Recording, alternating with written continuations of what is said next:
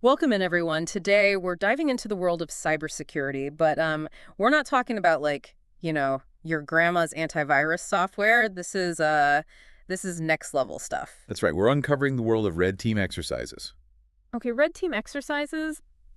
Sounds kind of intense, right? Like something out of a Mission Impossible movie. Well, it can be. Yeah. Imagine highly skilled security experts, ethical hackers, as they're called, who are brought in to really put an organization's security to the test. We're talking full-on simulated cyber attacks. So not just scanning for weak points, but actually trying to break in. Exactly. And we're basing this deep dive on a brand new article from Siberoloji, a leading tech website published just today, October 5th, 2024. This isn't just theory. This is the latest thinking on how these exercises work. So this is hot off the presses, literally. I'm hooked already. You should be. Cyber threats are constantly evolving.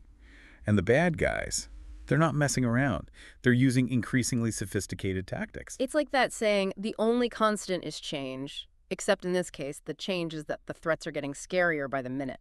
And that's where red teaming comes in. Think of it as the ultimate security stress test. Because it's one thing to have security measures in place. It's another to know they'll actually hold up against a real attack. Okay, so let's break this down. When we say red team, who are we talking about? Are these guys like the Avengers of cybersecurity? But instead of saving the world, they're saving your data. No, maybe not the Avengers, but close. A red team is made up of cybersecurity professionals who use their skills to simulate these real-world attacks. They think like the bad guys, but they're on your side. So they're ethical hackers, sort of like professional burglars who tell you where you need better locks. That's a great way to put it. They're hired by an organization to find weaknesses before the real criminals do. This might sound a lot like penetration testing, which I know some companies already do.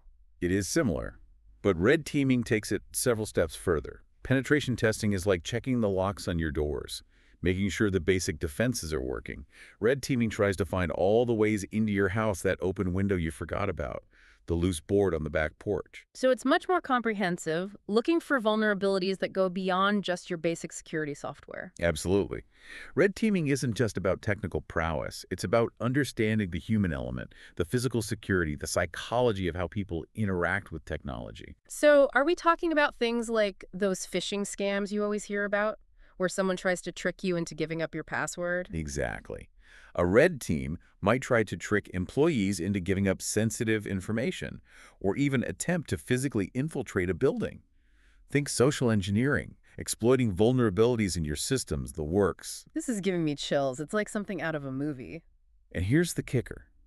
The organization usually keeps the red team exercise totally under wraps. Only a few people at the very top know it's even happening. That element of surprise is absolutely crucial for getting a real assessment. Because in a real attack, there's no warning, right? No one's going to send you an email saying, hey, we're about to hack you. Exactly. So let's walk through what a red team exercise actually looks like step by step. It usually starts with a reconnaissance, kind of like casing the joint. So gathering intel, figuring out the lay of the land. Precisely. They'll scour publicly available information, looking for anything that might give them leverage. They might poke around social media to learn about employees, their roles, what kind of information they share online. Okay, hold on. Let me get this straight. You're telling me that if I tweet about, say, my love for a certain brand of coffee, a red team could use that against me. It might sound crazy, but yes. Yeah. Anything that gives them away in a favorite restaurant, a recent vacation, even something as simple as mentioning you're working late tonight, social engineers can be incredibly creative. That's both impressive and terrifying. Okay, so they've done their homework. What's next? How do they actually get in? That's the initial access attempt. This is where they try to get a foot in the door, digitally speaking. This could involve phishing emails, exploiting a vulnerability in the organization's website, or even trying to gain physical access to the building itself. So it's not just about hacking into computers. They'll actually try to, sneak in through a side door. Absolutely. Remember, they're using the same tools and tactics as real attackers, so nothing is off limits. And they're not afraid to get creative. I once worked on an exercise where we pretended to be a cleaning crew to gain access to a secure area. No way. That's straight out of a spy thriller. Okay, so let's say they've managed to breach the system one way or another. What happens then? That's where things get really interesting. The next phase is lateral movement. Once they're in, they'll try to move deeper into the organization's network, gaining more privileges, accessing more sensitive data. So imagine it like a building with multiple security clearances. They've snuck past the front desk. Now they're trying to find their way to the top floor. Exactly. They'll exploit vulnerabilities, crack passwords, basically anything they can to get closer to their objective, and they have to do it all while remaining undetected. Which brings us to the concept of persistence, right? I remember you mentioning that earlier. How do they stay hidden once they're inside? Persistence is all about maintaining access, even if their initial entry point is discovered. Think of it like a hidden back door that they can slip through whenever they want. So they're basically embedding themselves within the system, making it really difficult to root them out. Precisely. This could involve installing a hidden program, compromising a user account, or even creating their own hidden administrator account within the system. Okay, so they're in, they've moved around, they've established a way to come and go as they please. What's the end game here? What are they actually trying to achieve? Ultimately, it depends on the objectives of the exercise. But a common goal is data exfiltration, which essentially means stealing information. Okay, so not just stealing any information. We're talking about sensitive data, right? The kind of stuff that could seriously damage a company if it fell into the wrong hands. Think customer data, financial records, intellectual property. They're trying to demonstrate that they could access and extract this data if they were actual attackers. And this is where the organization really starts to see the value of the exercise, right? Because it exposes just how vulnerable they really are. It's a reality check. Most organizations think they have robust security measures in place, but a red team exercise can reveal weaknesses they never even knew existed. It's not just about finding vulnerabilities, it's about understanding the potential impact if those vulnerabilities were exploited in a real attack. So it's not just about saying, look, we broke in.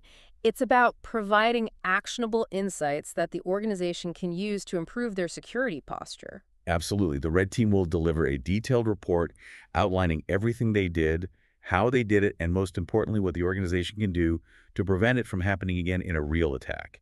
It's like a high-stakes security audit with real-world consequences. It's like they say, better to sweat in training than bleed in battle. Exactly, and the Yeah. battlefield is only getting more complex. That's what I was thinking.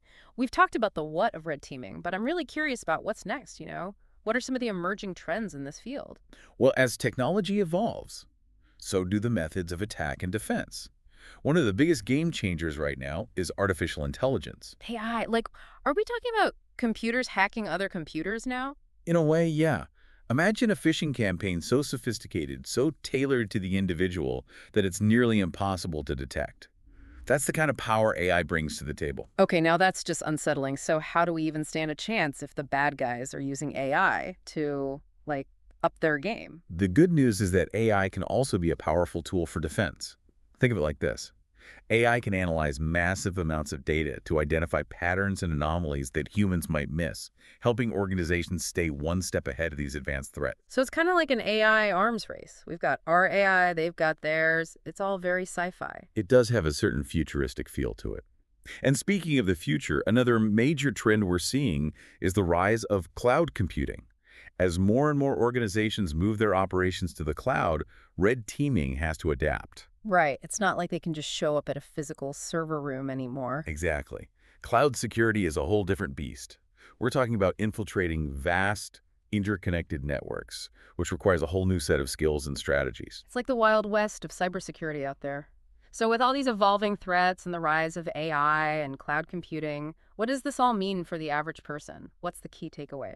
I think the biggest takeaway is that cybersecurity is not just an IT issue anymore. It's a business issue, a societal issue. It's everyone's responsibility. Okay, that makes sense. We all rely on technology so much these days, but what can we actually do about it? It feels like a pretty overwhelming problem. It doesn't have to be. One important step is to simply be aware of the threats and educate yourself on basic cybersecurity hygiene. Think strong passwords, being cautious about suspicious emails, that sort of thing.